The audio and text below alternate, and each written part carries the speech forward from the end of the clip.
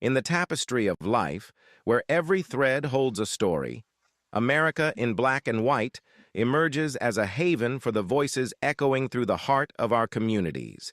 In this podcast, we wade through the rivers of our collective experiences, celebrating the vibrant hues of change brought forth by the whispers of hope and the roars of action. It's more than just a conversation. It's a journey into the heart of our society, illuminated by the light of those daring to dream and do. Join us, and let your voice be the melody that guides us toward a dawn where every color finds its place in the masterpiece of our shared destiny. Together, let's paint a future brimming with the positives that dwell in our minds and the actions that shape our world.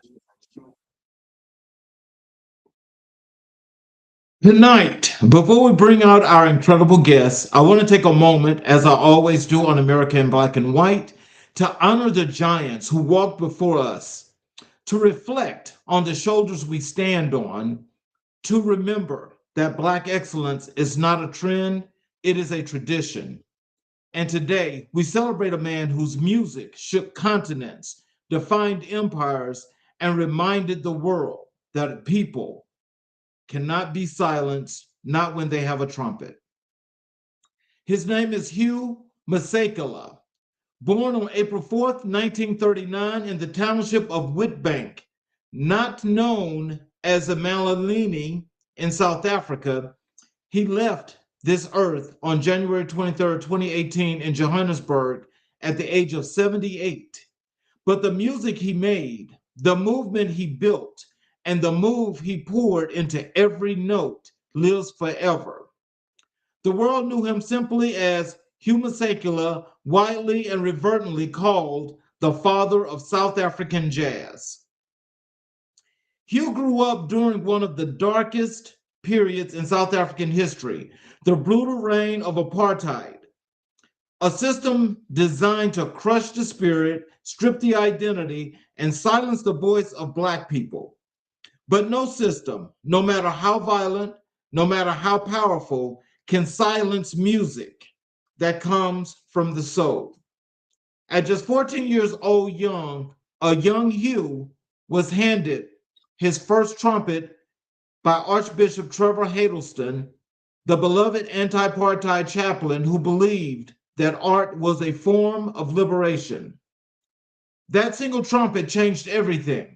Hugh didn't just learn an instrument, he led a revolution. His schoolmates rallied around him, and together they formed the Huddleston Jazz Band, the first youth orchestra in the history of South Africa.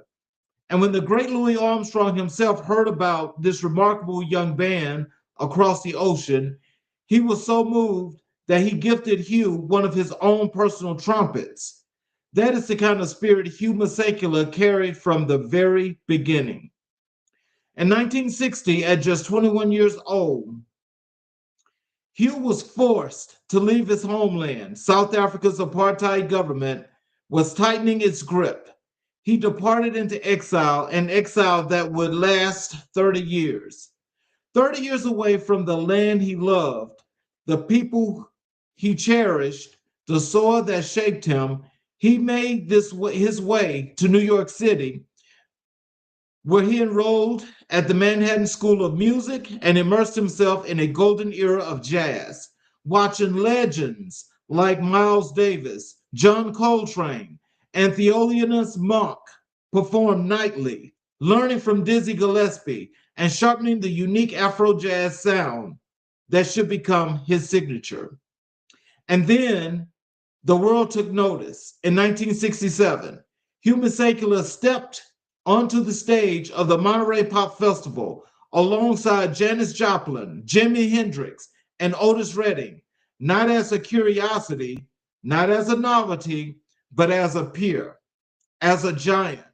1 year later, in 1968, his infectious, life-affirming instrumental single, Grazing in the Grass, shot to #1 on the American pop charts. A Black South African man living in exile from a country that tried to erase him had the #1 song in the United States of America. Let that sink in. But Huma Sekula never let fame pull him away from purpose. His music was always more than music. It was a weapon against apartheid and a celebration of African joy. Songs like Soweto Blues captured the grief of a people massacred for demanding their freedom, and Bring Him Back Home, Nelson Mandela, became a rallying cry heard around the entire world. A song that helped shift global consciousness toward the liberation of South Africa's greatest son. Over his extraordinary career, Hugh collaborated with some of the most iconic artists of the 20th century. Miriam Makeba, his former wife and kindred spirit in the fight for freedom, Paul Simon on his landmark Graceland tour, the incomparable Fela Kuti, Harry Belafonte, Stevie Wonder, and Marvin Gaye. He released more than 40 albums spanning 5 decades. In 2004, he published his compelling autobiography, Still Grazing, The Musical Journey of Huma Sekula, book that Vanity Fair described by saying, "You'll be in awe of the many lives packed into one." And in June 2010, Huma Sekula opened the FIFA World Cup kickoff concert in South Africa, the first World Cup ever held on African soil. He had come full circle. The man who left in exile returned to open the world's greatest celebration on the continent he never stopped loving. Brothers and sisters, Huma Sekula's story is our story.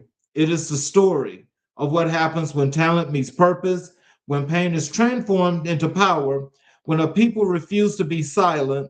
He played his trumpet, not just as an instrument, but as a declaration.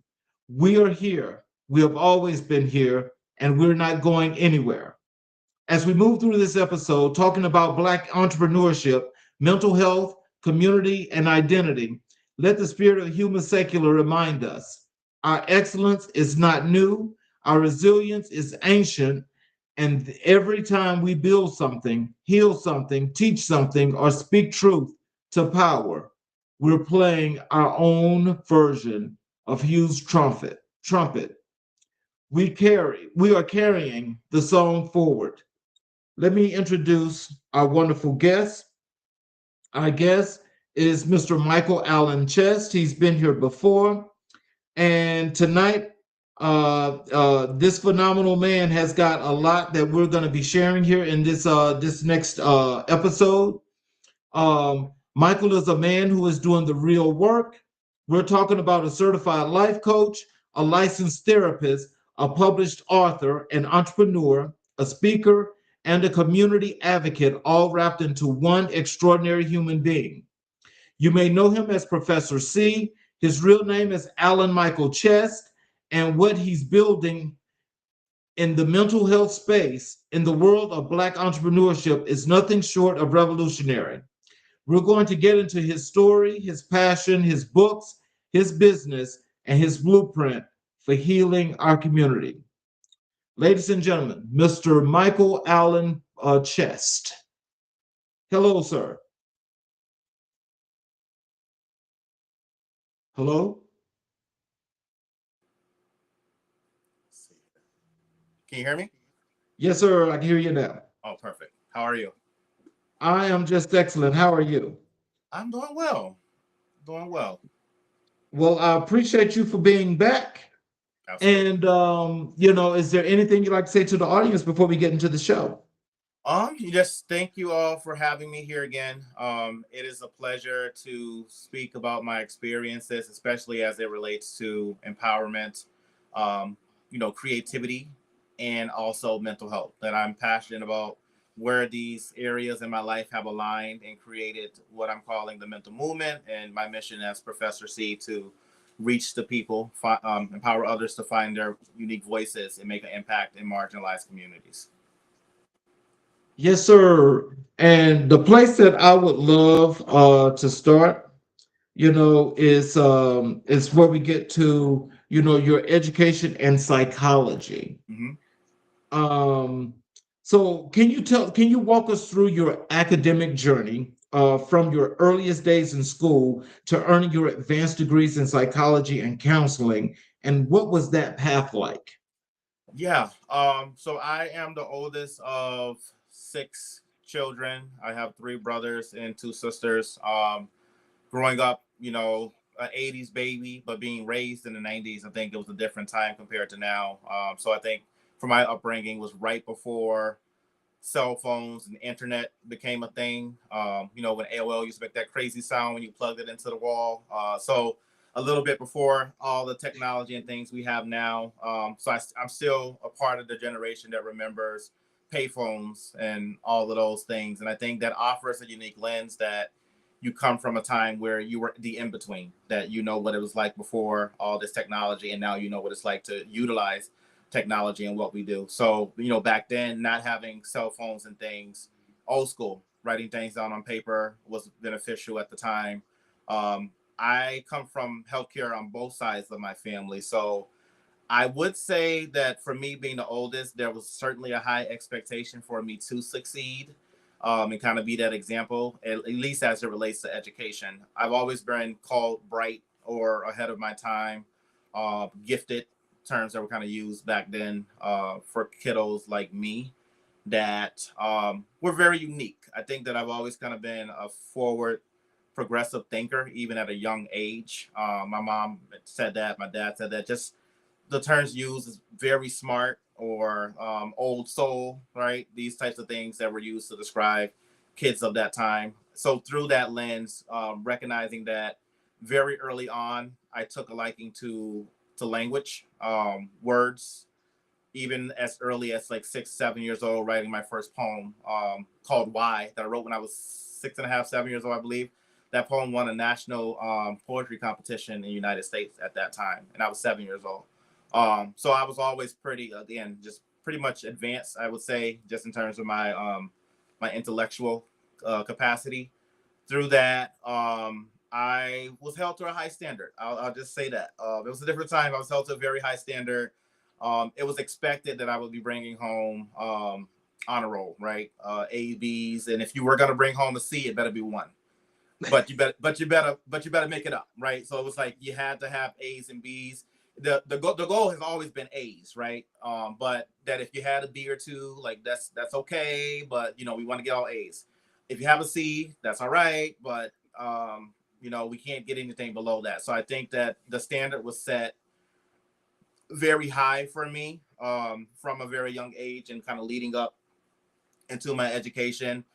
Through that, I think that discipline certainly helped me to be able to master a lot of things at a very young age. So being able to be trained in multiple disciplines, not just education, but singing, creative writing, piano, dancing, all these things simultaneously happening as I'm pursuing like higher education and wanting to bring home that honor roll report card. So I would say my mom wanted us to get uh, a more of a quality education that we could get at the time from Faraday, Louisiana versus like Springfield, Massachusetts. I think Massachusetts obviously is known for education and healthcare. So her having us move there when I was about, I want to say 10 or 11, we were able, that was back in like 2000, somewhere around there. But I would say Massachusetts certainly was the place for me in terms of my development. It certainly matched my advancement in thinking for sure.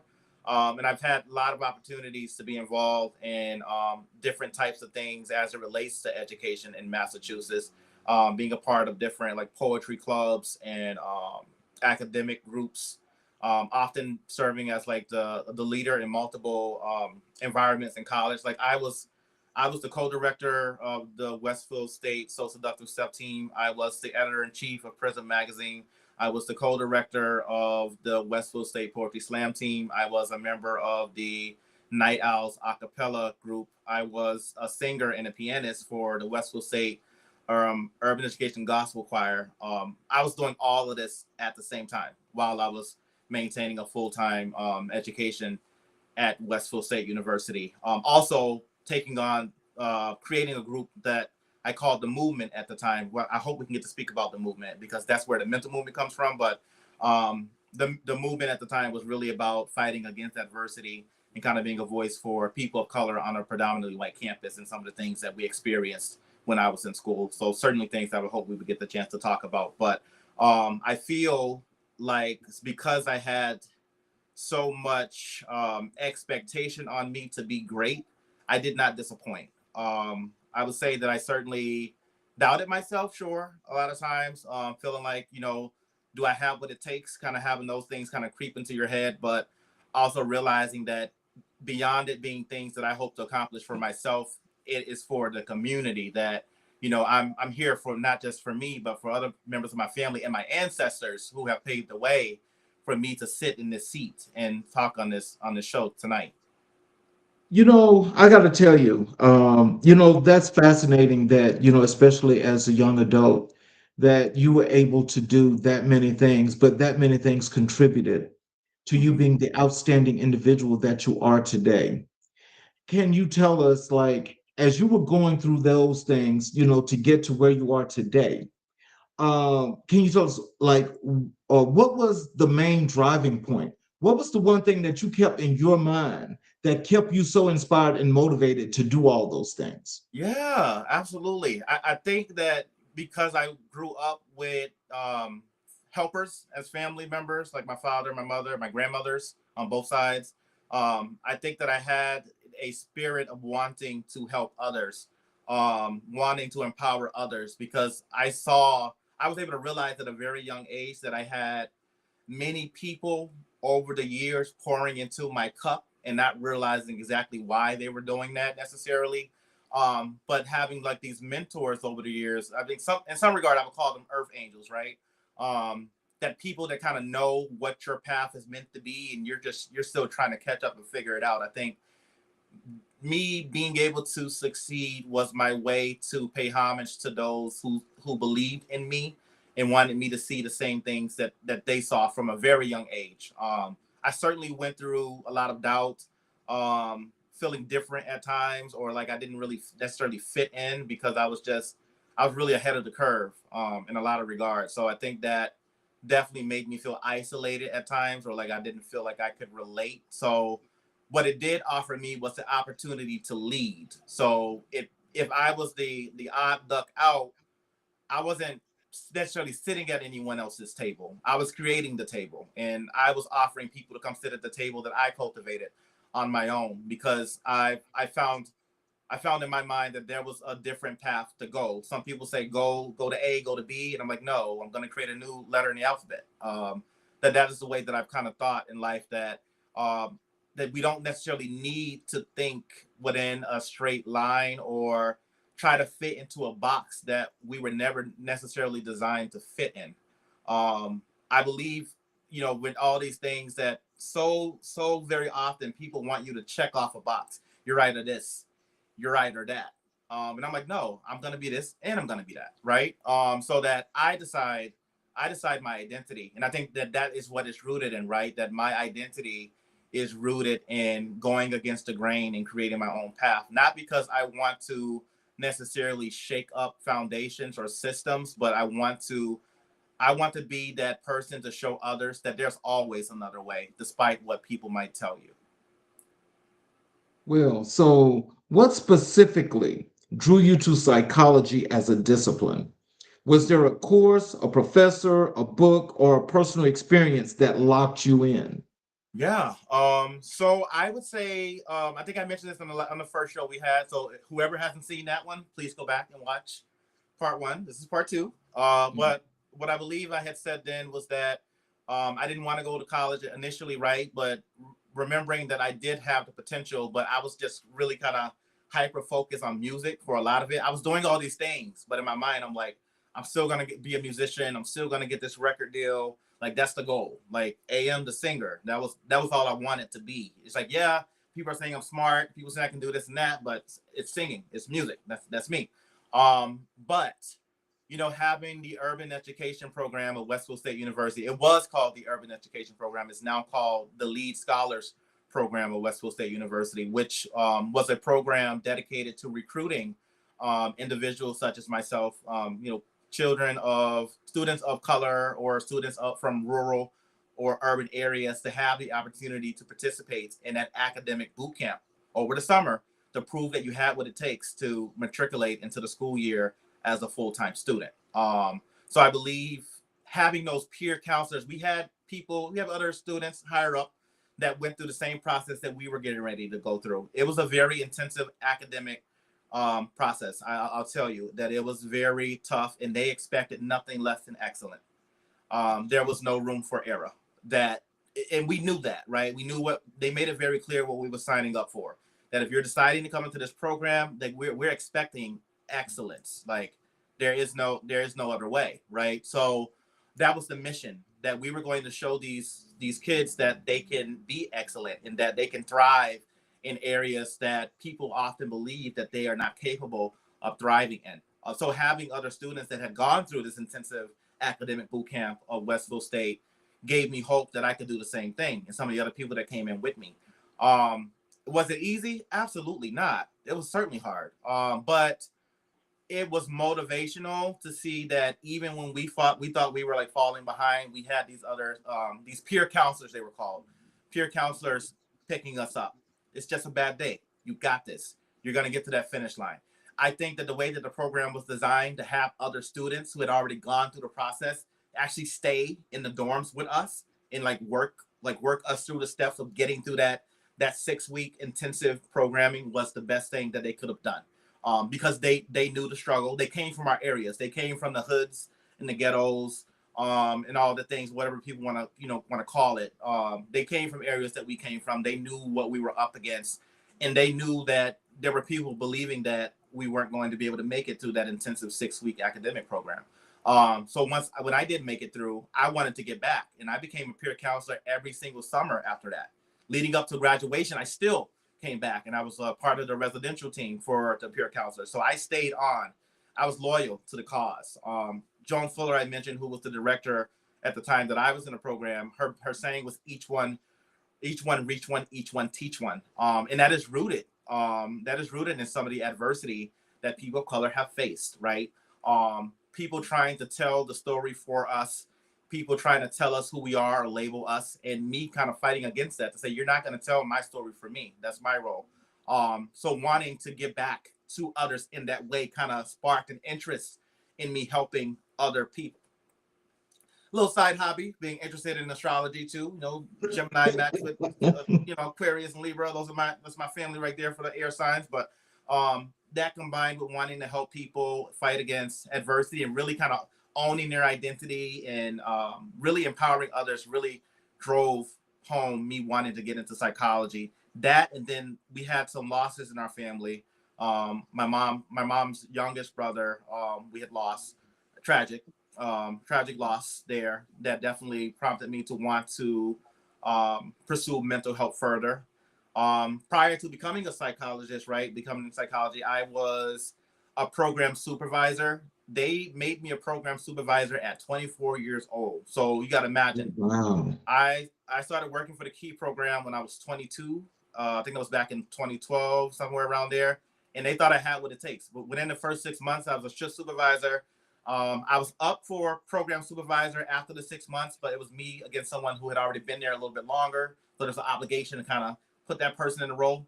A few months after, they gave me my own program. 24 years old, young Black kid, from the hood, right?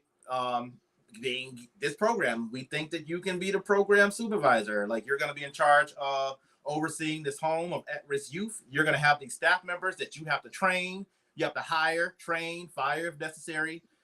You're training them in everything, how to provide care. You're making sure that the kids have what they need. You're also tending to the staff members' needs.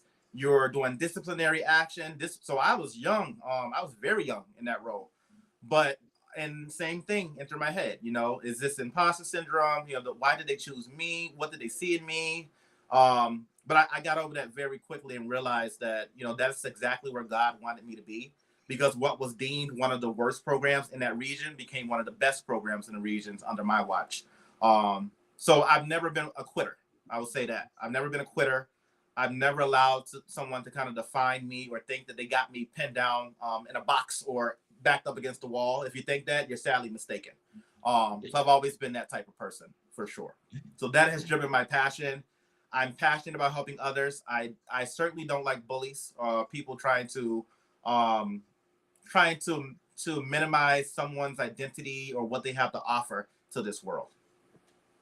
You know, being so young and you having that much motivation and inspiration, being, being the youngest in that program to be a director slash manager, Mhm. um, and going through that whole phase. I mean, did this make you feel that much more comfortable about psychology? Because it seems like, at this point, that now you're pretty much going to be, the world is going to open up to you where you've got a whole lot coming to you. So, how did that make you feel and how did you deal with that? I think I think in the beginning a lot of prayer.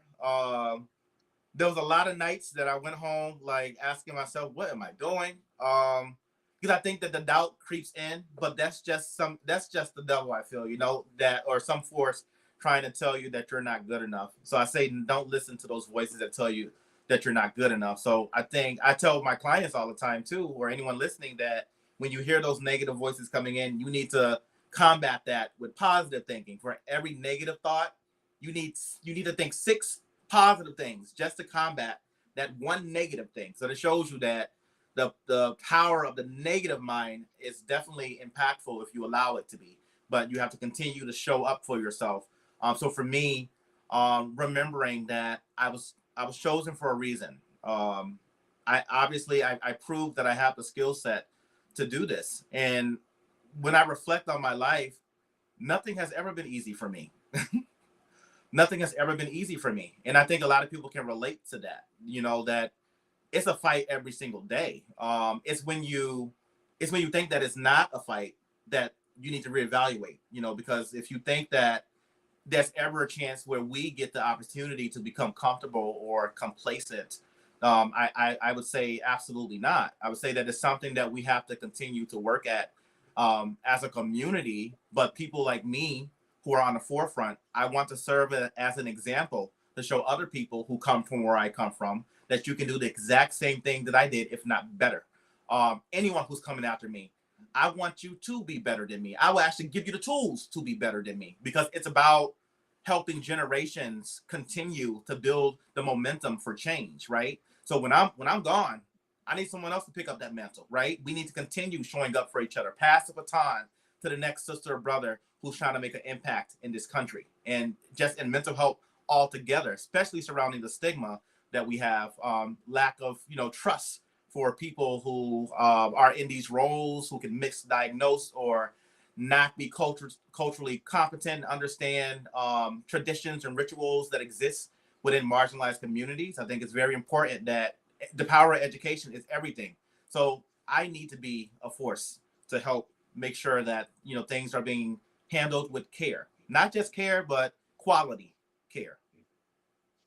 So in this point, from the psychological perspective, Uh, can you tell us a little bit as to what are some of the findings, understandings, and disciplines and studies that Oof. you have come to the conclusion of reading when it comes to psychology, mental health, and underserved, marginalized communities, in particular, Black communities? Yes. Thank you for bringing this up. So when I was in grad school, we had to pick a topic to write about, and the topic that I wrote about that I'm hoping to use for my dissertation moving forward, I'm going to publish as a research paper, is the stigma of therapy within Black and Brown communities.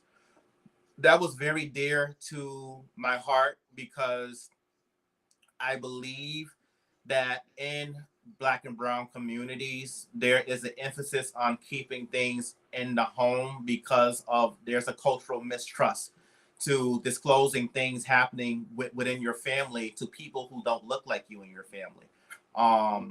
That how can you possibly disclose something that's happening within a system that you have already recognized is designed to keep you down? Um, the systems in Black and Brown communities aren't designed for success. They really aren't. So think about all these different types of supports that are put into place, right? But who's monitoring these supports in a way that is thinking progressive? This is the support you have right now, but the hope is to get you to not needing this support for as long as you need it. And there's no one to care about that, right? So it's like if you're getting government support, let's keep you getting that support, and let's make you believe that that's the only thing that you're capable of getting, and that you can't step outside of that support provided by the government to do something different, right? So systems are designed like that, even in education. There are pros and cons to kids going up a grade or kids being retained. I see both sides of it, but I think what makes me feel uncomfortable is if we have children moving on to the next grade that have not cultivated the skills to succeed in the next grade by saying, "Oh, we're just gonna increase the grade by 3 points and give them a passing grade so they can go on to the next grade, just so that the same thing could continue to happen over and over and over and over and over and over and over again." That is a system, right? If we keep adjusting the scale so this kiddo keeps passing, then we're not tending to the fact that they are missing skills. So by the time that kid is in 12th grade, they're feeling hopeless. But what have I learned? How can I apply what I've learned to real life circumstances or experiences? And because you don't have that education, now you're looking for other means of survival, right? So what's considered delinquency, truancy, and all these other things, in some regard, this is this kiddo's way of trying to survive because they have not been taught the necessary skills to survive any other way. As you mentioned, system programs and, what it's set up to do and how it actually catches people and put them in a box. Um, you know, Give me your philosophy and your thought processes as to a system apparently that's put in place to set these communities up for failure, but Mm-hmm. then come right back and you want to vilify them at the same time. Yeah. What's your opinion of that? I think that it is a setup to prison pipelines. That if these students don't have the skills that they need, and their family is starving, they're trying to survive, and they don't know any other way to try to get to make ends meet, and they're just doing what the best that they can do. I think it was designed that way. If the system was designed for you to fail, how can you overcome it? If you depend on also that system to survive in some aspect through government assistance. So it's like, I'll give you a breadcrumb. This is all you're going to get. I know this is not enough. I know you're going to do something different to try to survive. That it is a perpetual cycle of the same stuff over and over and over again. It even exists in academics in terms of testing, right? So this came up in my psychology classes as well. That, in some regard, if you think about the tests that students are expected to take of color, you ask a kid to answer a question about being on a beach in Malibu. That kid can answer that question about being on a beach in Malibu because that's not his reality. His family's nowhere on the beach in Malibu. So how possibly can he understand that question first and foremost? He's going to look at that question like that question has three heads. What are you talking about? My family don't know what it's like to be on a beach in Malibu, and I'm not sure how much money you're going to pay to get the Malibu with the Malibu drink with the straw. That's not my reality. So it had attention to detail. I'm very detail oriented, and I believe that when we have tests, when we academically, all these things, we need to really tailor to the experiences of the people who are coming into our care, not what we believe they could accomplish. Because yes, we can say that, but if they can't see that in front of them, they're not going to believe that to be true, right? So for me, I feel like I'm always meeting people where they're at because I understand what it's like not to have. I understand what it's like to be labeled, to be accused of things, everything under the sun, So I feel that, especially in education, this is where we can do a lot of work, right? That on one hand, you want the education to match the experience of the students that are learning. On the second hand, you want to make sure that you're attending to their social and emotional needs as well. Because I don't expect a student who's coming to class depressed to get an A on a test. Does that make them a bad student? Or did I assess where they were at emotionally before I handed them this test? So I think what we're seeing now, especially now in schools, is that there's a strong social emotional component to making sure that we are attending to their needs in that area, because the mind, the emotion, and the action, the body, all that stuff works together as a unit, as a car. You can have a strong engine, but the car does not move without its tires. So if you're just focusing on the academic aspect of the child and not focusing on everything else that's going on with the child, that's only half the picture, right? So I think that so much has gone on for so long and people have been afraid to speak on these things. I am not that. I will speak on every single thing that I've seen as concerns. And I do believe that education is a big concern with how it's being put out to the youth. Well, when you mentioned the testing and so forth, because I've always wondered, it's not the same for all students, but Mm-hmm. when we talk about especially standardized testing, Mm-hmm. it's been historically known to be racially biased. Mm-hmm. And so when you come from an underserved and marginalized community, sometimes not all, but some people kind of struggle, when it comes to taking these tests, with tests being set that way, Mm-hmm. because they've never changed. Um, what are some of the things you're hearing as far as some of your peers as to how they're actually going to change this? Is it going to change? When will it Mm-hmm. change? What's that going to look like? Yeah, great question. I think that so many of us in the field are wearing multiple hats. Like we're not just a therapist, we're the coach, we're the teacher, we're the parent advocate. I think we realize that we have to be those things. So even me, case in point, right?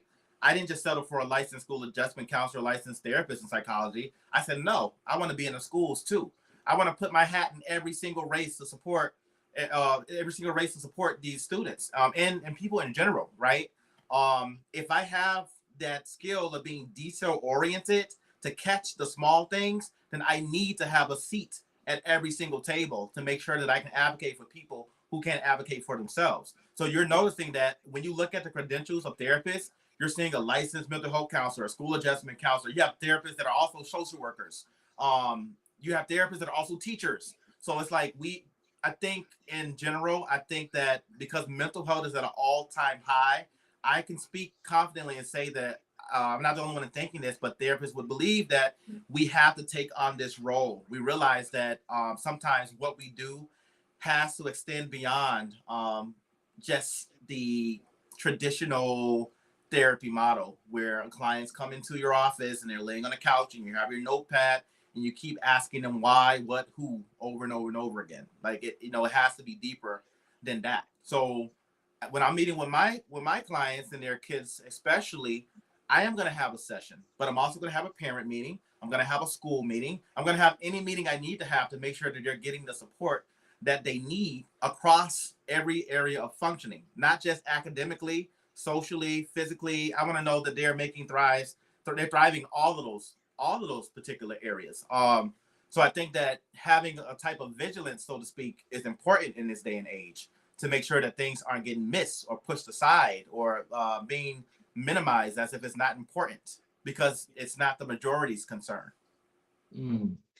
So, as a Black man pursuing advanced degrees in psychology, did you ever feel like an outsider in academic spaces? And how did you navigate that?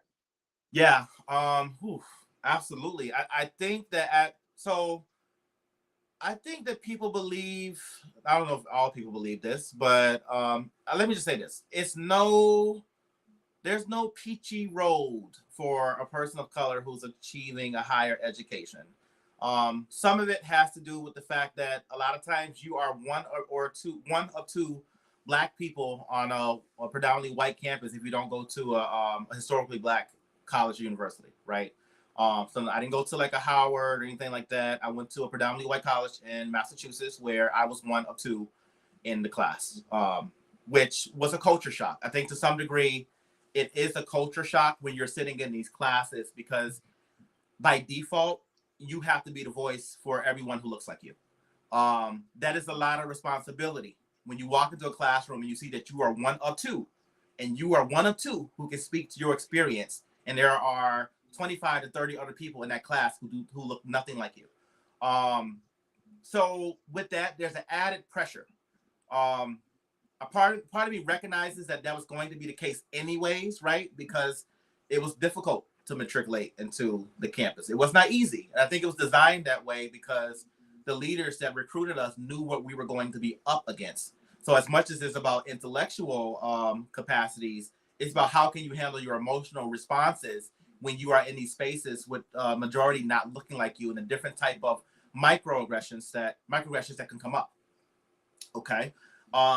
It's not always direct on a campus. It might be sly, right? So I think about situations that have happened to me where, being one of two in a class full of Caucasian Americans, white people, where the teacher is having everyone in the class say, tell me where you're from. I want to know about your family history. And people can say, oh, well, my family's French, or my family's from Russia or Australia, whatever, you name it, right? And then get into the Black people, and we're like, well, we know that we're African American. And then the response not being, well, okay, it's really, you don't know which African tribe you're from.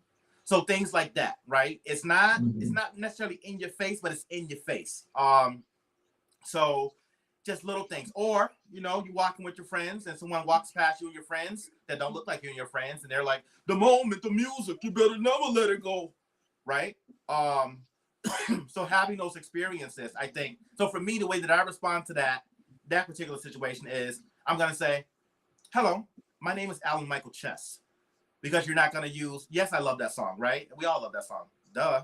But you're not going to use that as a way to try to kind of frame my background or who I come from, that, we're all about like hardcore rap music and stuff like that. We can do that, and we can still be scholars in the academic settings. So I think, kind of experiencing that really lit my fire to be able to sit in this seat and be a voice for someone who's experienced those types of adversities, especially on a college campus. You will see it not directly in your face, right? But little sly, little comments, little undertones of discrimination, racism, microaggressions, things like that kind of come up over the years, which led to me creating the movement when I was in Westfield State. Wow. So, so how has your formal training in psychology and counseling directly shaped the way you approach your work with clients, entrepreneurs, and communities? Yeah. So what I studied in college, grad school, was a trauma track. Obviously, for me, trauma resonates with me because I believe that because there is this stigma of therapy within Black and Brown communities that we don't seek back then. We did not seek out therapy. It was not something that we did, right? We handle things within the house. So I think me wanting to kind of shift that lens, I realized that there was importance for someone like me who was pursuing a higher education to be in that seat to where I could study trauma. Trauma being like the most impactful thing I've studied in my psychology program was trauma. And then secondary to trauma, some of the other things like family systems and what other things would be like violence in communities, things like that, things that impact people of color. I was really attuned to when I was in my programming. So trauma combined with my training in DBT, which is dialectical behavioral therapy. DBT was created by Marsha Linehan, Dr. Marsha Linehan, the creator of DBT, who was diagnosed with schizophrenia, right? She was diagnosed with schizophrenia, and she ended up becoming a doctor and creating one of the most prominent treatment modalities utilized in therapy, DBT, right? What I love about DBT and how that connects to trauma is that DBT is action-oriented. What we see with CBT, cognitive behavioral therapy, is that there's a lot of focus on what's happening in the mind, right? The thoughts, because it's believed that the thoughts create emotions or feelings that then create actions. The actions oftentimes being impulsive behavior, doing a behavior that's going to lead to some type of pain, suffering, or consequence, right? So with DBT, we take it a step further and say, yes, we recognize these thoughts, but we want to build some skills, some action-oriented steps that we can take to try to decrease the intensity of an emotion that one might be feeling at any given moment or time. And I think that resonates with me. especially in my work with trauma and individuals, because oftentimes individuals do have intense emotions and they don't know where to put them. They don't know what to do with it. They don't know how to make sense of it. So for me, we're going to slow it down. Let's slow this train down a little bit to get to the root of where this is. If we can name it, if we can rate the intensity of it, we can figure out how to decrease that number. I always say that, my work is never to be a fixer. It's about guiding.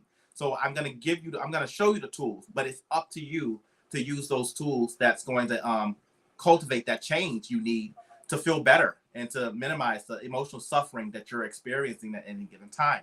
That resonates with me, with my communities that I'm a part of, the adversities that I've faced in my career and just in my upbringing, educational journey of getting to this point. In your clinical experience, what are the most common psychological and emotional struggles you've seen surface among Black men and women in America? Yep. What I see is lack of a sense of belonging. Always kind of feeling like the cards are stacked against you. I take two steps forward to get knocked 6 steps back. I think that many people of color will resonate with that, as much as I try to get ahead in life, it seems like there's always something around the corner waiting to knock me down and make me feel like I'm not good enough. So I believe a part of it is that when you have people of color striving to do more, to improve their lives, we are often challenged by our own thoughts of not being good enough or not feeling like we belong because society has told us that we're not good enough and that we don't belong, right? So I said it before, I'll say it again, that if you have the media, social media, news outlets kind of portraying the person of color one way, and that's all you're seeing, why would you believe that you can be anything else if the society has already told you who you are, right? So I believe that's a part of the battle, is that what we're fighting against is we're trying to tell our own stories, but we're being faced with what majority entities might feel we are based on limited education, ignorance, stereotypes, all these other types of things. So I believe that we're up against rewriting the narratives and retelling the stories that need to be told by us. I think having people like you and like me with platforms is super important because we are the faces of this thing, and we're showing others that it can be done, and it can be done the way that we want it to be done. It's super important that we empower ourselves and know you're not an imposter. Yes, you are good enough. Yes, you are smart enough. Yes, you are strong. Yes, you have what it takes. Yes, you can roll with the best of them. Who told you that you couldn't? Because that would be my question. Who told you that you couldn't do it? And why did you believe it? So that's my message right there, is that we challenge what society puts out there. We don't just believe it because society wants it to be true. That's for society to figure out. I'm going to tell my story, and I advise everyone else to do the same. So, with the psychological effects of that and how psychology works in itself, how would you psychologically look at society and culture that tries to reframe or change that narrative or that story for Black and Brown communities? Because Yeah, it's like they're throwing just the opposite. You know what I'm saying? Because it's like looking in the mirror. So I don't like myself. So let me throw this out, and this is what we put out. yeah, it is. I think what's often missed. So cultural competency, I would say, as when I started in the field, was when I believe that cultural competency was starting to get like a big momentum. I don't believe that, at least in my own upbringing, that there were many cultural considerations in terms of why someone could present with a specific behavior. I believe that that is a big part of it. That what do we mean when we say cultural competency, right? What does that mean? I think that I always ask people these things, even if I think I have a meaning in my mind. I'm like, well, what does it mean for you? Because what's cultural competency for me can mean something different to someone else. So I believe that we really have to define what these things actually are. If we're going to say what cultural competency is, what does that mean? What does one have to embody to be a cultural competent therapist. I mean, a lot of times it's not being from the same side of the tracks as the person that you're meeting with. And it's certainly not a requirement to meeting with someone. But what you need to have is empathy to this person's experience, right? So if a client comes in and they say, yeah, this is my story and this was just really horrible for me. And then the response is, it couldn't have been that bad. That is, to me, a breach in cultural competency because you're minimizing my experience. So I think that a part of it is recognizing that we're not there necessarily to form an opinion on someone's story. We're there to help them work through what they believe their story actually is. And rather agreeing or not agreeing with how detrimental that experience was, we can recognize in a moment by what we can see and by what we hear that was a very tumultuous experience for them nonetheless. So you have to be careful. Language matters. Have to be very, very careful not to try to minimize someone's story or downplay someone's experience just because we don't believe it's that big of a deal. Right. Mental health stigma in the Black community is a real common, thing. It's real. It's a big barrier. How have you personally witnessed that stigma, and what strategies do you use to break it down? Yeah, I believe the stigma exists when traditions should be more considered. There's a criteria. So whenever we have a client coming to us, we always assess for the presenting problem. I always say, I don't like to use the word problem either. I say, what is the reason for why you're seeking support, right? How can I support you? How can I help you? That's the approach I take as opposed to what is your presenting problem? Or chief complaint is another word that's used when we're assessing someone for a diagnosis. So we always want to know why they're there. Why are you here? How can I help you? You have to look at the onset. That is when the presenting concern, the chief complaint, the reason for support would have begun. What was the issue that caused the person to want to seek therapy? Sometimes it's a year, sometimes it's 6 months, but we want to know a time frame. We also want to look at the frequency. We want to look at the frequency, how often, the intensity, how bad, like how bad is it, right? How bad is it impacting you? But also the duration. When you do have symptoms, how long is it lasting? Those are the 4 things that you want to ask when you are completing an intake assessment with a client. Oftentimes, we also have to, well, not often, always. You should always be asking about religion, spirituality, cultural practices, and rituals. This is something that is not all, sometimes it can be missed, right? If you're not taking the time to make sure that you're attuned to that. But if you're meeting with a client that comes from a different ethnic background than you, I find that it's super crucial that you're asking questions about religion, spirituality, rituals, and traditions. Why that is because if you don't know this client and they say, let's say I come from a family where, we believe that spirits, we sit down at the kitchen table and we share our dinner with spirits, right? That is not a diagnosis. That is a cultural belief. People believe that they talk to their ancestors. These things have to be carefully assessed, right? Are these a part of something that you come up to know in your life? Different cultures believe in different things. But if you're not careful, because of what a culture could believe, a client can be misdiagnosed very easily. Misdiagnosed. If it's believed, okay, well, this client's talking about seeing this thing or that thing, and from someone who's not from that culture or don't understand how that culture has cultivated this belief over their generations, it's believed that this client has a diagnosis because this is something that they actually believe to be true. We know that, Native American culture, right? They believe in spirit guides and things like that. Would you give them a diagnosis of something that would suggest that they were delusional or having visual hallucinations because they believe in a spiritual ancestor that comes to them at night and offers them guidance? So you have to be careful. And I think, so for me, that's the big thing, is that we are careful, attention to detail, and we're careful and we're asking the right questions as providers who document this information. Wow. So, what role does intergenerational trauma play in the mental health challenges facing Black communities today, and how do you address it in your practice?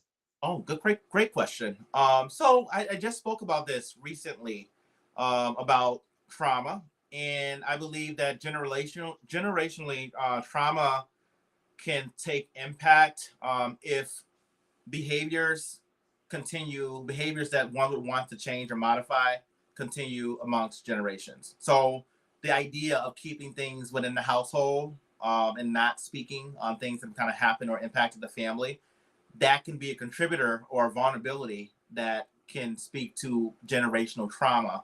Think about it, it's this way. Eventually children grow up and become adults. um, Early attachment years, from birth to 4 years old, is when children are learning to cultivate attachment. They're learning how to express need, wants, gratitude, things like that, through parents giving hugs and feeding and spending time with them. So you learn the base of what you learn about relationships. You learn from home, your first household with mom, dad, or whatever the family makeup is. Based on those skills, you then, once you're old enough, you create your own household, and we subconsciously recreate the dynamic that we had when we were back home with our parents. If we're not aware of it, we're not always aware that we're doing it, but if this is the only way I've seen communication happen growing up, that's the way I'm going to utilize communication in my home, right? So because of that, it creates patterns of trauma that continue to carry on throughout generations, because throughout the generations, maybe family has learned only one way to communicate. Maybe family has learned only one way to express anger. Maybe family has learned only one way to express love, or like there might be abandonment concerns. So there's like a carryover, that kind of goes on as this family. Those kids grow up, they have their family. Those kids grow up, they have their family. And before you know it, you have generations of a family that have learned to communicate in the same exact way, but it's not a helpful way because their needs aren't being met, and they're experiencing heightened depression, anxiety, and all these other types of things. So a lot of the work that I do in my practice is, I hope the clients recognize that. We go back to the source, right? Sometimes it's creating a family genogram. Tell me about your family on both sides of the family. We often ask questions about, what does trauma look like on both sides of the family as well, to give us some insight into how this client has learned to navigate depression, anxiety, and all these other types of social emotional concerns. But typically, that's it. Looking at the family unit itself and trying to correlate how the current dynamic, if it's not a family, even if it's with a boyfriend or girlfriend, husband and wife, how you recreated some of those same dynamics in your current situation. Mm. You know what's interesting about that is, dynamics. It seems like everything is based on a societal situation. Mm-hmm. And so when we think about these dynamics, sometimes, people find themselves basically conforming and trying to fit in. Yeah. And so when I think about this, I think about the psychological trauma, impact, destruction of Black and Brown communities because of this crazy dynamic that's set up, right? Mm-hmm. And so basically, I just wanted to say this in leading into this question, which is, how do you bridge the gap between academic psychology, which is often very Eurocentric in its foundations, and the lived realities of Black people in America? Woo, loaded question. Love it. All right, like my favorite baked potato. Um, let's say this, right? So if you are very comprehensive, you should really touch upon all those areas. So in the first meeting you and I had here, I had talked about the 7 areas of wellness. That you have to look at each aspect of a person's life and assess how they're functioning on each area, 10 being the highest and satisfactory functioning, and then 1 being the least. That's spiritual, occupational, environmental, social, physical, emotional, and intellectual.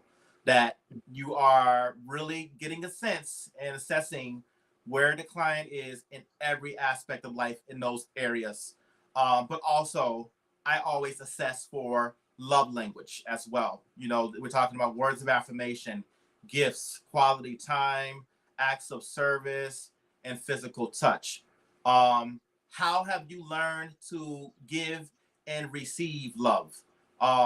These are markers that help you to kind of assess where someone is. A lot of times sometimes people don't know what their love language is. They know what they think it is, but then they say, well, when I'm with this person, it's this. When I'm with that person, it's this. So it definitely comes down to really helping a person define their personal identity. Not the identity that someone gave to them, but the identity that they want to take ownership of for themselves. So I'm comprehensive. I'm gonna ask you everything under the sun. That's why they call me Professor C, because it's gonna be a classroom by the end of it, right?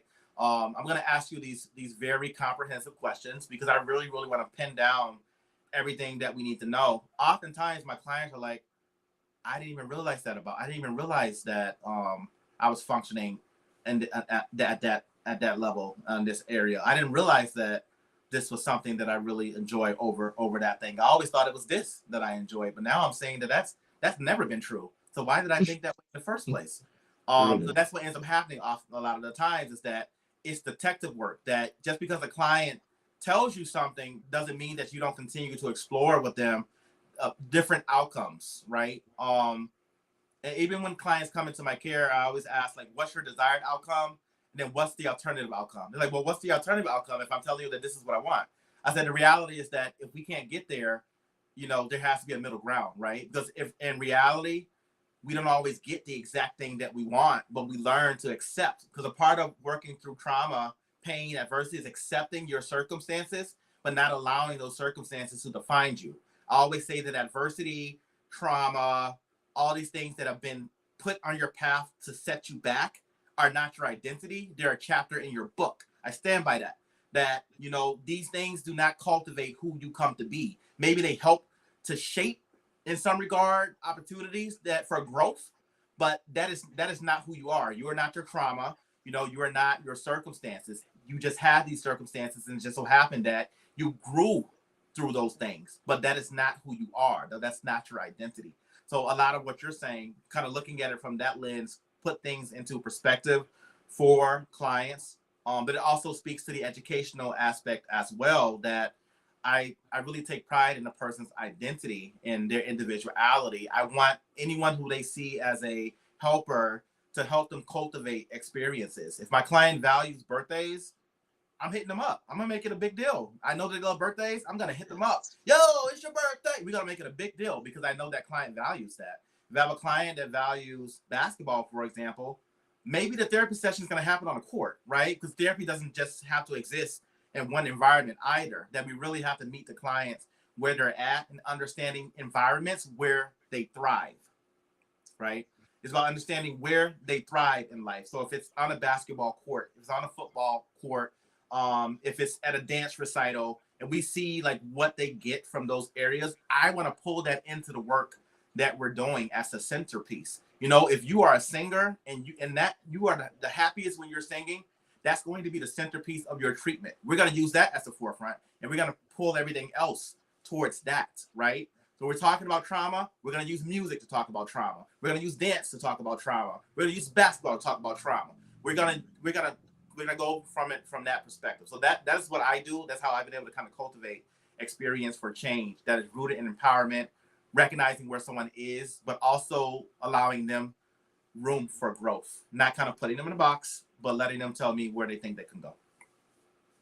What does culturally competent therapy mean to you?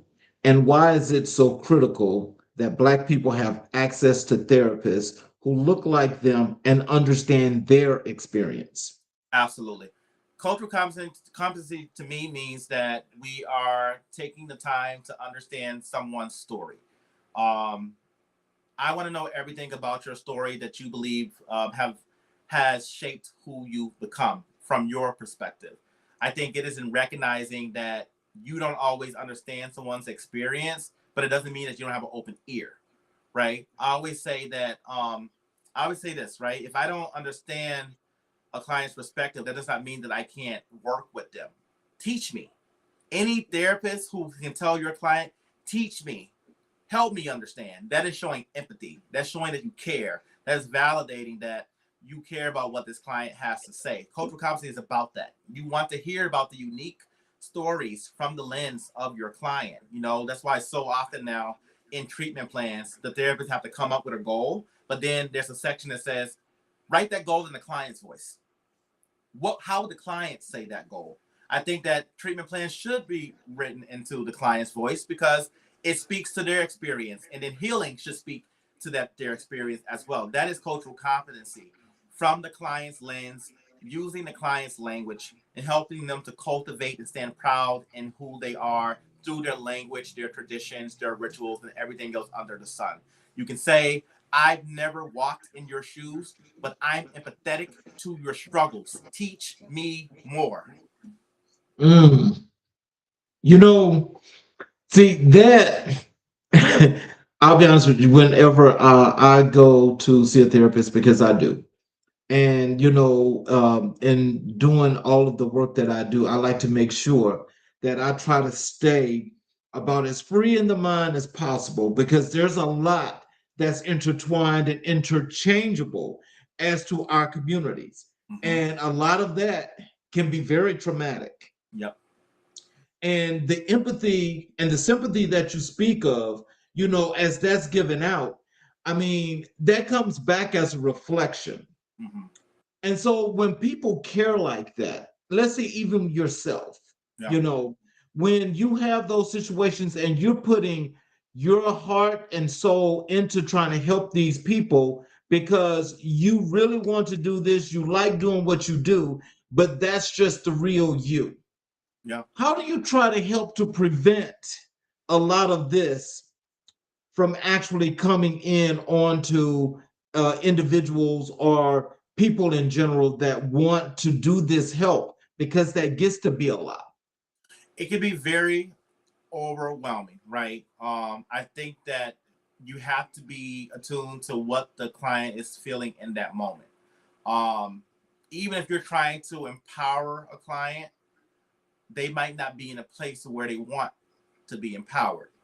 So you have to know, any wise therapist would recognize that you have to really assess where that client is in that particular session. Sometimes they come in hot, right? Let me tell you. So you gotta be ready for that. But in that, you're like, okay, it's one of those. So you sit back. But oftentimes, they can come in and they don't know what to say, or they can't find the words that can speak to that experience for them. So that doesn't mean that we are necessarily filling in that void by giving them the words to say, but we're trying to help them name the emotions that they're experiencing, for one, that speaks to the experience that they've had. So if a client's coming to me and they're highly disappointed or sad, I use what's called the DBT behavioral chain analysis. It goes beyond looking at the behavior that you see in front of you, but looking at the patterns that contributed, patterns, triggers, and vulnerabilities that have fueled that behavior, right? So what's happening in that client environment at any given time? What type of patterns? Is it someone who cries every Wednesday when it rains outside? That's a vulnerability.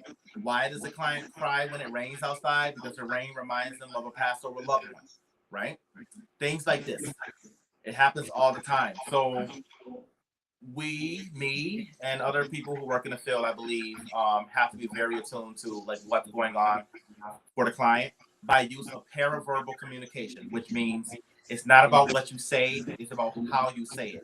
It's recognizing that sometimes what the client can't say with their mouth, they're going to say with facial gestures, body language. They're going to say with isolation, withdrawal. Those things speak as well when they can't speak from their mouths. Oh, wow. If you could change one thing about how psychology and mental health are taught and practiced in this country here, to better serve Black communities, what would it be? Yeah, I've been thinking about this a lot lately as well, and I think that we really should consider getting ahead of the curve on mental health concerns. Um, I think that when children nowadays are assessed for a lot of things in schools, they're assessed for ADHD concerns, they're assessed for autism and things of this nature.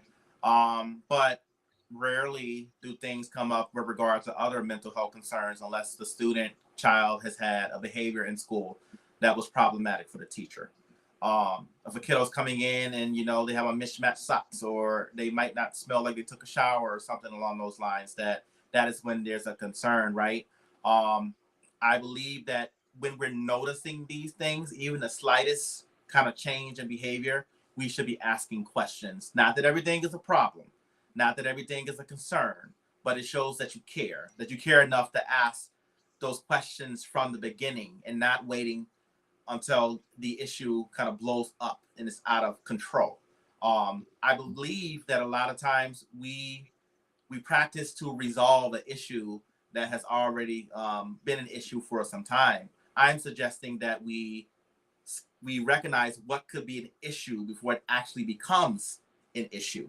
If you can recognize the signs that lead to increased mental health, aggressive outbursts, anger outbursts, depression, sadness, if you can recognize those signs from the beginning, we can take more preventative measures as opposed to being a solution focused agency in some regard. If we can get ahead of the curve, we can catch it early. Early intervention is so important. I want to be on that side. I was on that side of things for a bit. I've done both. I've been on the early prevention. I was working in schools, but I've also been on the end of things where kids have been removed from homes through care and protections and truancy orders from a judge. I've been on both ends of the spectrum, right? So I've seen where kids, when they're just starting to develop those behaviors and might not even have a diagnosis, and I've seen the kids when they've had like chronic mental conditions and diagnosis. So another issue too is that we have to be careful with how we diagnose too, especially kids from a young age. It's a very tricky dance as a therapist or doctor, right? You have a 6-year-old, a 7-year-old coming to you. You really don't want to give that child a diagnosis, right? Because they are still in that early stage of development. But does it happen? It does. Sometimes you have a kid that's 7 or 8 and they have a diagnosis, right? They've been given a diagnosis by somebody. That stuff follows them.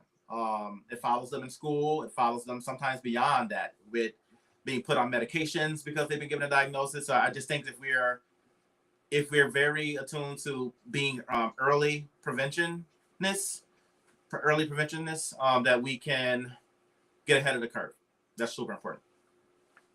I was actually getting ready to move on, but I had a follow up for you on Yeah. that because, when you think about, kids in school and how they're doing all of this diagnosis and putting these kids on all these drugs and everything.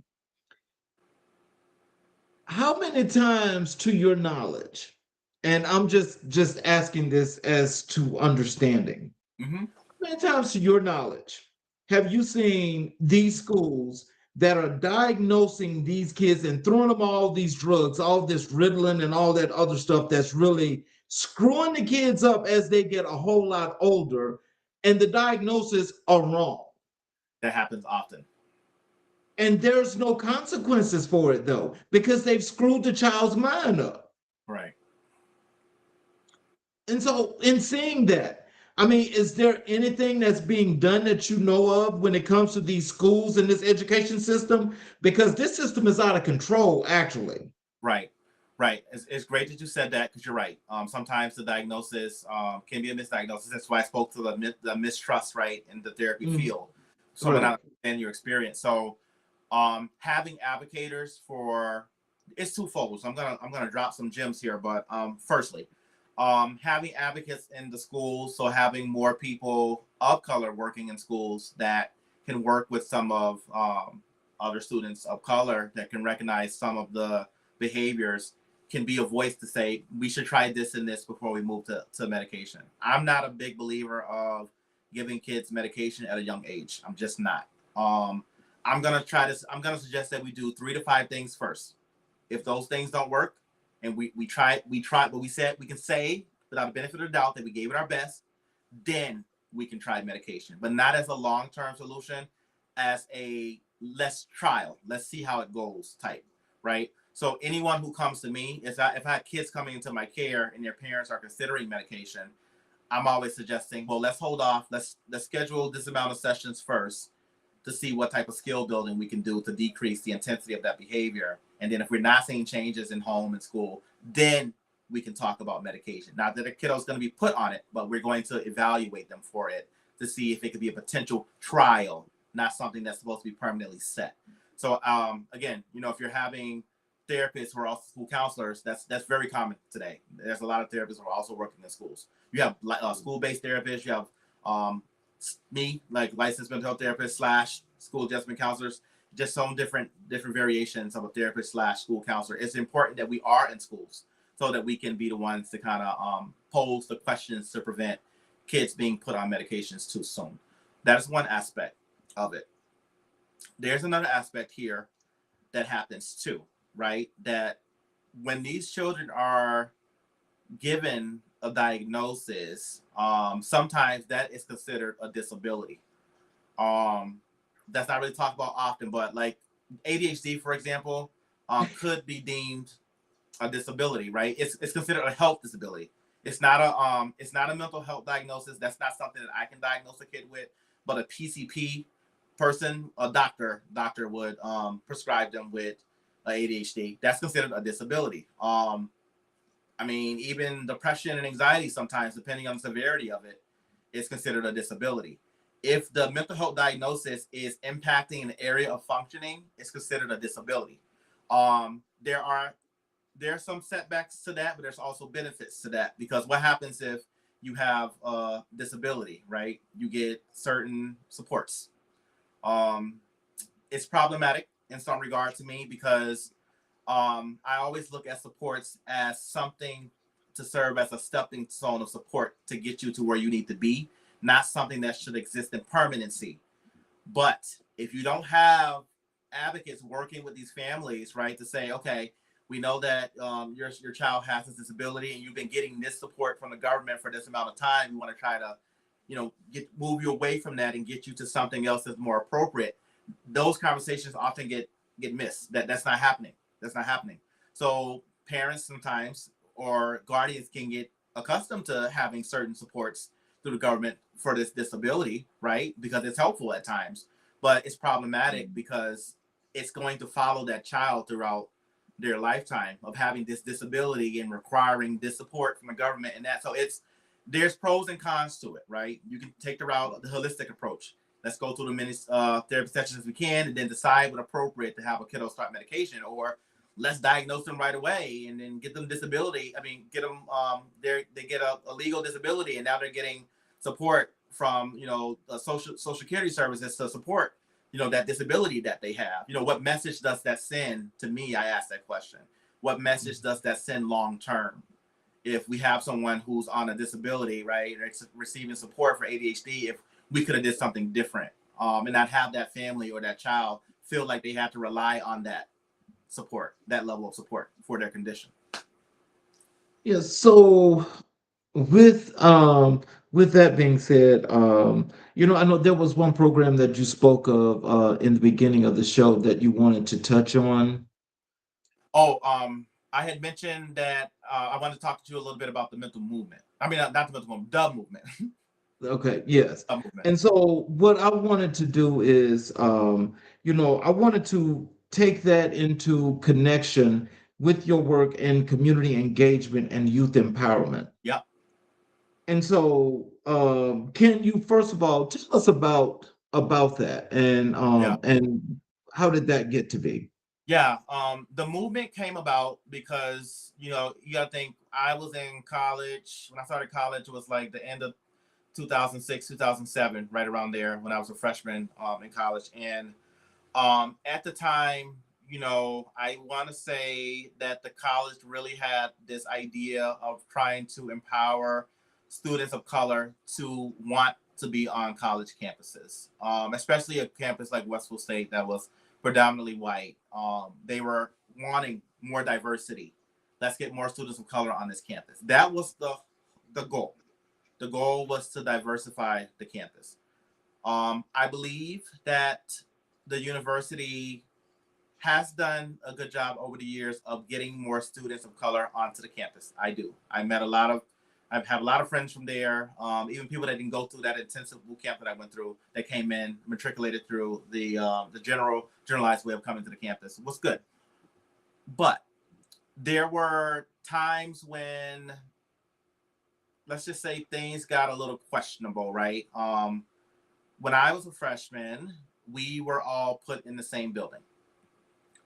I get the idea behind it. The idea was that, we would be living with other students that came in with us. And, if there was already a culture shock, if we were all living together, it might make the experience better or more comfortable to try to get through if we're all together, right? But think about like but right, if you're not thinking about the positive aspect, what would that communicate if you're putting everyone of color that went through this program in the same building on the same floor?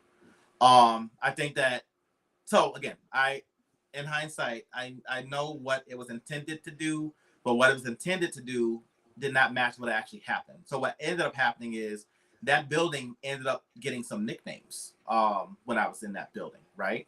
So me and some of the other students in that building were hearing that this building was called, when we were staying there, was called the zoo, the welfare building, the jungle. These were names used to describe that building that we were living in. So that was one strike, right? For me, being someone who's I would say that I'm pretty vocal when it comes to these things. So that was something. We had a whole meeting about that on the campus, but obviously it was just because other students that were there with us kind of came up with these nicknames because they thought it was cool at the time to call it the zoo, the welfare building, and the zoo. Okay. So that vandalism in areas where students of colors were staying, racial slurs being, yelled when you're just walking to your car and someone's driving by with your friends and calling you out of your name. All these things were happening. So I just got fed up. I was the one in school that my friends always just be like, "Alan Michael, shut up. Alan Michael, don't say that. Alan Michael, stop." I'm like, no. So I was always just very vocal and just kind of like, I'm going to say what I need to say. So I took it upon myself after the incident. Me and my friends were the ones walking to a car, and there were 4 students that weren't of color that yelled racial slurs out of their cars. I made a big statement. I wrote a article that got published in the front of the campus college newspaper. It was everything that I wrote verbatim. They just pretty much took my email that I sent and they published it on the front page. Every student, teacher, everyone under the sun saw that article, and it created this big stir on campus. Who was this guy? They published this article. I had met with Joan Fuller before I did that. She was the director of the urban education program, and I told her what I was going to do. She was always that mother figure for us on campus. So I wanted to make sure that she knew, this is what I'm doing. Joan, Miss Fuller, this is what I'm doing. I'm letting you know, this is what I'm about to do. So she said, you do what you feel is best. Your voice deserves to be heard. So I did just that. From there, it got so much. It definitely created a uproar, not in a negative way though. People were coming out of the woodworks to support. Professors coming to book buildings for students of color, marginalized from marginalized groups to come together and speak about their experiences on campus.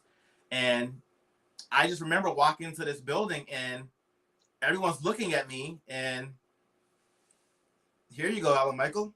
They gave me a mic. And I'm like, what am I supposed to do with this? And they said, we want you to talk. We want you to speak. And that is what, and I remember that being nervous out of my mind, because I did not think that was going to happen, but it did. I remember walking up on that podium and being nervous. I'm like, thank you all for, it was such a huge turnout. There were so many people in this room, from teachers, students, parents. There were so many people in this room. And I'm this young kid, right? This college student. And they's like, we want to hear what you have to say. That was probably one of the most pivotal moments in my life because it made me realize that my voice mattered. From there, we had a second one of those meetings, and then we created the movement on campus to really fight against adversity, discrimination, and racism on campus. It kind of fizzled out once we graduated, but I want to believe that was a very pivotal moment on that campus, that me and others who joined me, it wasn't just me. I was just the one kind of leading the charge, that we were going to be the ones kind of fighting against discrimination, microaggressions, racism, all these things, and just not going to sit quiet and let it happen.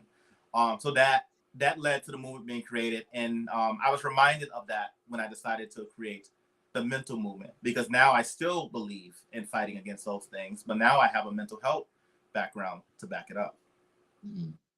So when it comes to that, and you know the premise and the foundation and the basis of the movement, what were you hoping that you would change when it comes down to creating the movement? And when you got the opportunity to speak, what was one of the things that you were thinking about that whole entire process as to what was that going to look like? Right. I certainly wanted to feel like I belonged. One of the things I talk about in my practice when it relates to worthy of life is that in order for someone to feel like their life matters, they have to have a sense of belonging, activity, fulfillment, and a way to cope with negative emotions. But sense of belonging is important. That sense of community, right? I think I took on so many roles as a leader in so many ways on this campus is because I was trying to cultivate an experience of belonging for these other kids that were with me in these particular groups, right? I didn't really fit into a box. I belonged I was a part of every group, right? That's still Exactly. how I am today. My saying is this: if you're skilled in every domain, you can appeal to every domain. It is my mission to make sure that I can connect with every single human being that I can come into contact with. Billy Joel with the guitar, I'm gonna be right there with you, bobbing my head. You know what I'm saying? So it's like, for me, it's about cultivating experience. Not that I'm trying to pretend to be something that I'm not, but that I am showing that I respect you and I honor you, where you come from, what you enjoy. It's not about me, right? It's about me honoring you in that moment. And then when it comes my time to be honored, I hope that someone will respect my background and honor me as well. So the whole premise behind the movement was to honor every single person on that campus, not just people of color, but also white students as well. Because I had a lot of white friends in college. It wasn't we had white students on the step team with us that can get down with the get down. They had the moves. So it was like, for me, cultivating an experience where everyone could appreciate everyone's distinct differences and not vilify them for their differences, not try to put you in a box or believe that you are supposed to fit a statistic or stereotype because you saw something on TV or this rap video last week. That was my whole point of the movement, that we were going to challenge misconceptions that keep people divided on college campuses. My whole premise is to connect everyone together. It's not about being black, white, yellow. It's about appreciating that you're black, white, yellow, and that we can all stand together for the benefit of growth, gain, prosperity, abundance.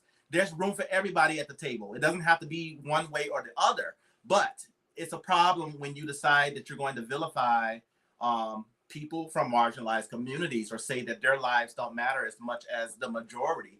That's problematic in so many ways. And it's not about one life mattering more than the other. Also heard, people say, well, why is there a Black History Month?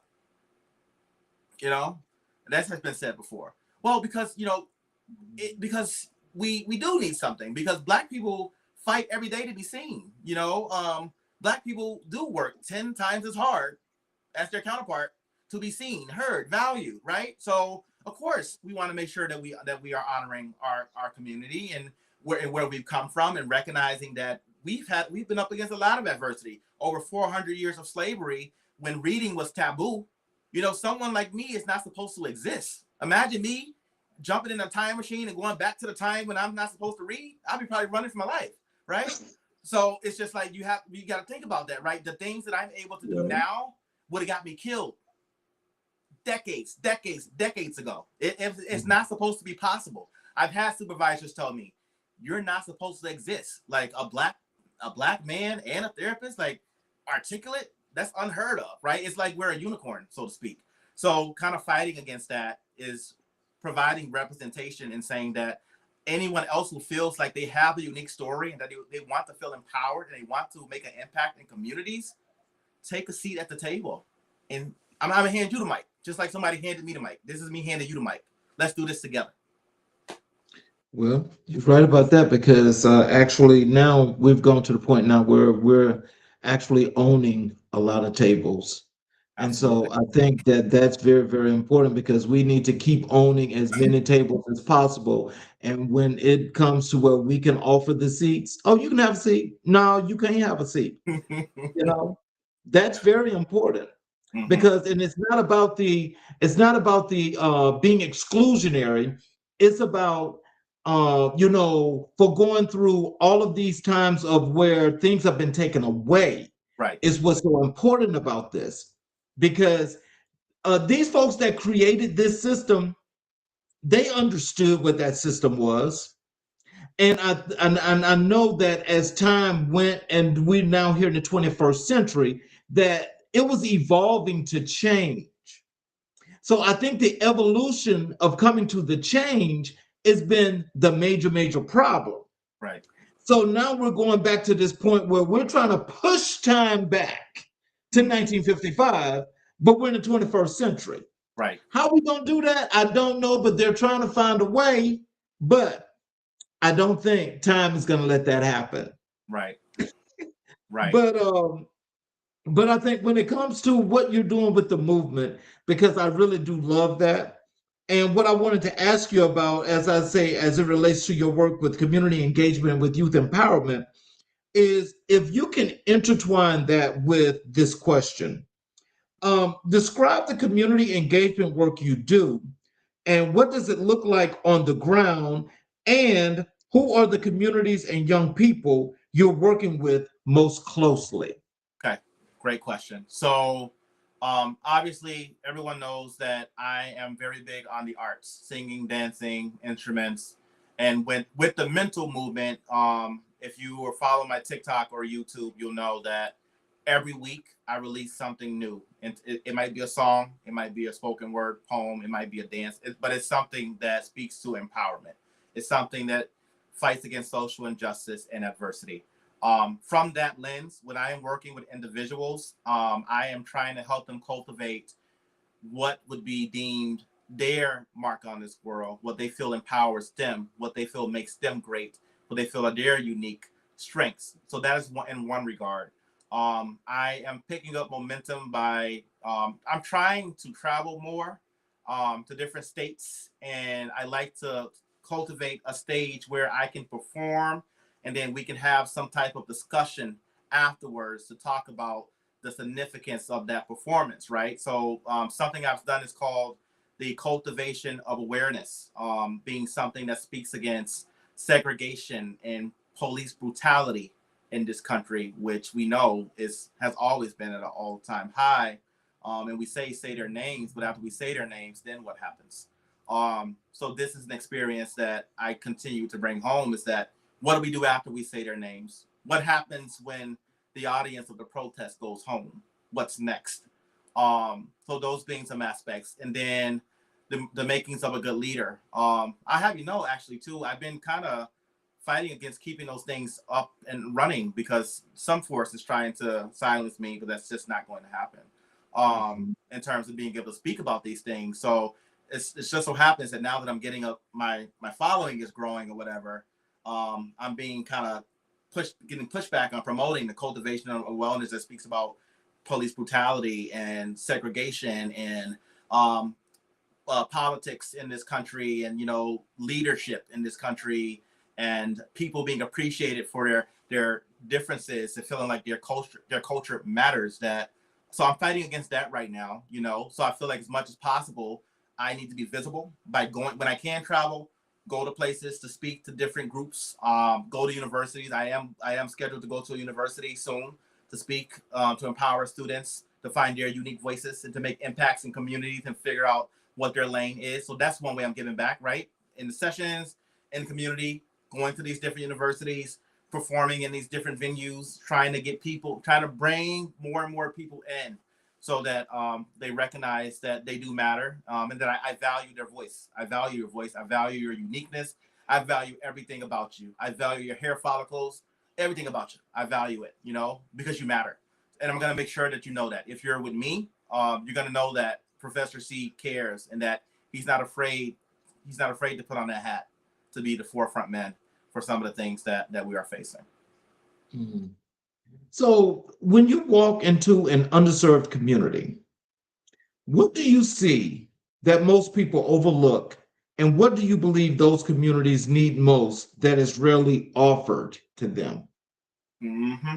So let me say this, right? If we're saying that community, if we're saying that it's a system thing, let's go back to some of the origin of family systems. So what happens in a family therapy session often, if you're working with individuals in the family, you're not just going to work with the family all together. You're going to work with them individually, and then you're going to work with them together. But not just together, you're also going to figure out what's happening in that system. This means that you're going to assess what are the norms, or what are the norms that they've come to know as the things that they should and would be doing, because there's some force that told them that this is what you do, right? So I like to believe that I don't just look at the individual or the family. I look at the system that was broken from the start, because you can't just look at the parent and be like, oh, it's the parent's fault that this child ended up this way, or that this child has this trauma. What about the parent's trauma? And how did that parent end up being traumatized that passed it on to the child? What type of system that exists in this environment that makes for trauma to continue on in that way, right? A lot of it has to do with adversity. It's lack of resources, lack of support, lack of understanding, lack of trust, because you don't have someone looking like you or I that can show them that, there is a path that can be taken, right? So if you don't know better, how can you do better? Often the system is designed to teach you that there is no better, that what you get is what you get. And that is what I feel that people of color have come to accept, that this is my reality. It's not going to get better than this. This is how it's always been. Who decided that it had to stay that way just because that's the way that you're used to seeing it? I say, I'm going to call you bluff on that, right? I'm not going to believe that this is the way that it has to be because someone told me that it needed to be that way. So I'm empowering others to think outside of that box as well. Now, if you have a broken system, if you remove everyone who exists within that broken system, what happens to the system? If there's no one in the system to run the system, what happens to it? So it's that look, that's the end of that system, is what that is to me. Correct. And if that's the end of that system, and when a new one is created, it's created without all of those barriers. Correct. That's what I think is the is what causes fear. And it causes fear because when you have mistreated people and took away from people for over 400 years, where now you don't have that at your beck and call anymore, that's the scary part. Oh wow, is this going to happen to me now? Right. That's the thing. Facts. Absolutely. Absolutely. So think about a guinea pig or a rat even in a cage running on that little wheel. Right. You put like the food you put the food on there and just hang in or whatever, and they keep running to try to get it, right?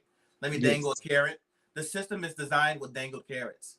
I'm gonna give you enough to believe there's hope that you can get out of this system, but I'm actually never gonna give you the tools to get out of the system. I'm gonna make you believe that you can, but I'm not gonna give you what you need to actually do it. Yep. So when we talk about youth development is central to your mission. What do you say to a young Black kid who doesn't see a clear path forward, who feels like the system was not built with them in mind? Yeah, I would really try to cultivate recognizing what makes that kid smile. Like, what's the reason for why that kid chooses to wake up beyond a parent saying, get up, get ready for school? What do you enjoy within the day that speaks to your purpose? I've always told people to pour back into your cups. That self-care is about pouring back into your cup. And then once the cup overflows, you can then pour back into the cup of others. but that care really starts with you. That in order for you to show up as the best version of yourself to give to others, you have to really pour back into your cup. But for me, cultivate experiences to where we teach our youth to pour back into their purpose. When I was young, it's like being old school back in the day. Parents used to say, "Oh, my child's going to be a doctor. My son's going to be leading the NBA," right? Parents kind of dream. They have this thought in their head for what they believed that you were capable of being, not because they wanted to put you in a box, but because they believed in you. They believed you had the skill set to do it. My mom always used to say back then, before I started singing, that she wanted me to become a doctor. That was her thing. You know, Alan Michael's going to be a doctor. He's so smart. That was the thing that she used to say back in the day. And then I started the whole music journey and got away from it. So then she started to think something else. But now I'm putting it all together, right? I want to be the doctor and the singer. I want it all. So I think for me, helping youth get to that place to where they realize that the only limits that they have is the limits that they set for themselves. That makes so much sense. That Right? makes so much sense. Yeah. What role does mentorship play in the transformation of Black youth, and how are you actively working to increase access to high quality mentorship in your community? Yeah. So I began working with other entrepreneurs and leaders. There's a few groups that I've been working with. Actually, there are parents who are also coaches, or there are parents and guardians who belong to organizations that support Black and Brown youth, especially our boys. Kind of coming up, men of color kind of supporting boys of color being a thing. Just last week, I did a podcast. You've heard of it. I did a podcast on talking about men, right? Black men in this country, and especially speaking to the experience of the youth. I believe that right now, I'm trying to really increase my contacts with those leaders who have access. I used to do a lot of work when I was working full time in schools. I used to help in that way. Like, I would help the youth through after school programming, but I'm not doing that anymore. So now I'm trying to find a more creative way to support the youth that are not necessarily clients of mine. So there have been talks about me doing some volunteer work with other agencies that have like these programs that boys can attend that speak about mental health and empowerment, in other ways, just to support their growth. So that is still a work in progress. Right now, more directly though, I'm working with parents who have young boys of color, and kind of helping to cultivate experience in that way. Also, still maintaining some contact with agencies that I used to work with in the past that have youth of color that might need some mentorship or some guidance in how to work with particular youth.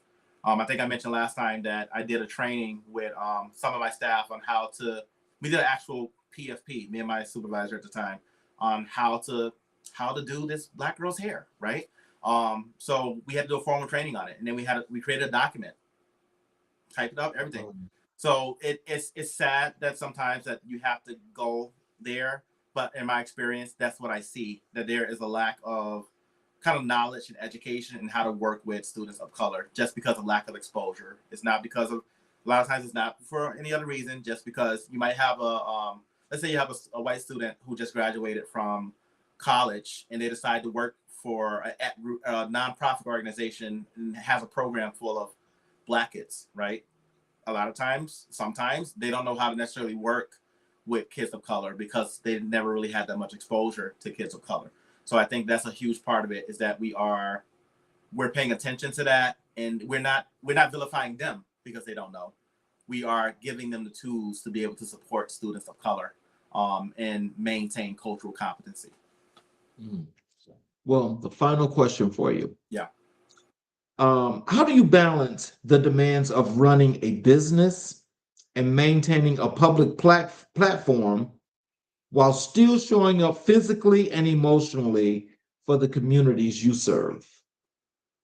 Yes, I'm big on my faith, and I believe I can do all things through Christ that strengthens me. That God has given me the tools to be able to cultivate experiences for impact and change. I have a mantra, I have a prayer. Meditation is big for me. I do it every day. I meditate every single day. I'm always asking God to guide my steps, guide my mind, guide my heart, guide my spirit, guide my words, guide my soul. That, you know, I am creating a spiritual framework to where I recognize that I can do all things through Christ, through God, right? I believe in a higher power. I believe that God has called me to this work, and I significantly believe that this is my purpose. So I'm going to show up from the time that I wake up to the time that I go to bed. I'm going to give it my all.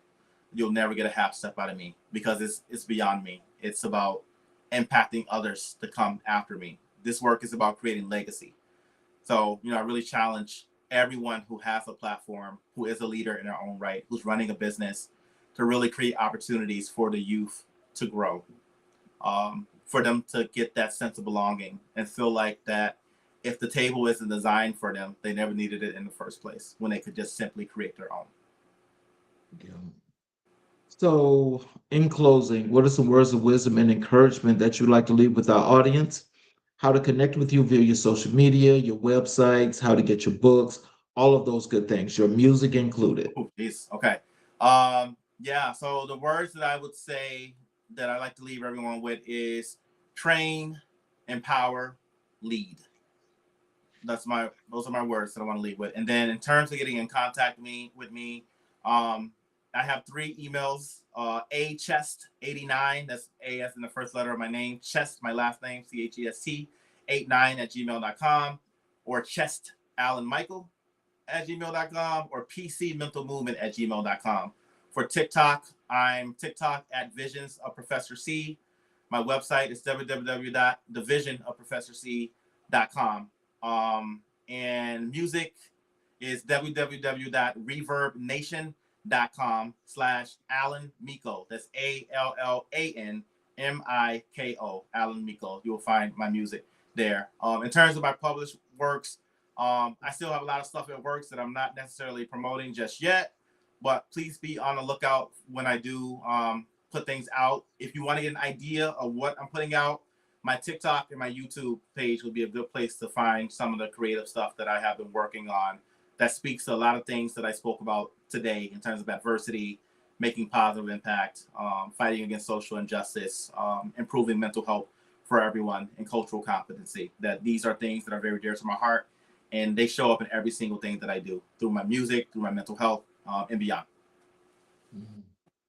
So, can you stick around after I close the show for a few minutes? Yeah. I want to thank our audience for watching and being a part of this great, extraordinary show. Again, this has been more than just an educated class. This is a master class.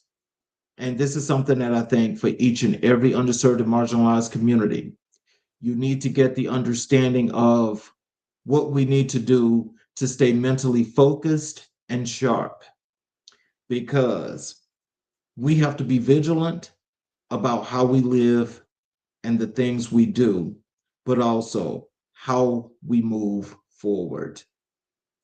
For those of you that have been watching on all of our channels, including our YouTube channels, if you have not yet subscribed, I ask if you would please support us by subscribing to our channel, as well as enabling all notifications, where you'll be able to get all of the shows live when we go live, as well as going back and check out all of the previous episodes of all the great works of all our leaders that have been here.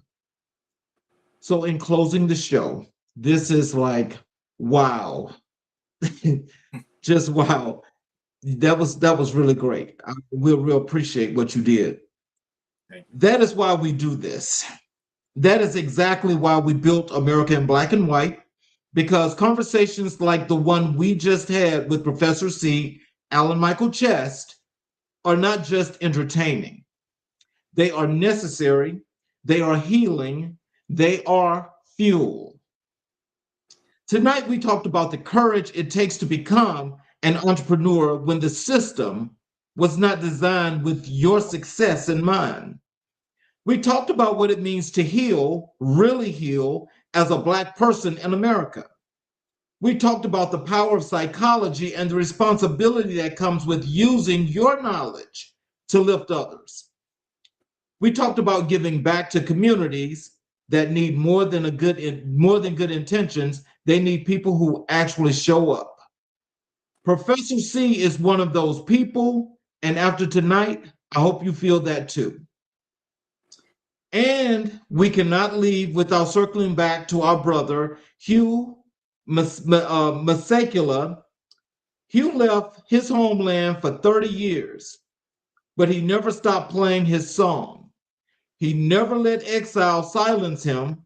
He turned pain into platinum and protests into anthems that outlived apartheid itself. That's the energy I want you to carry out of this episode.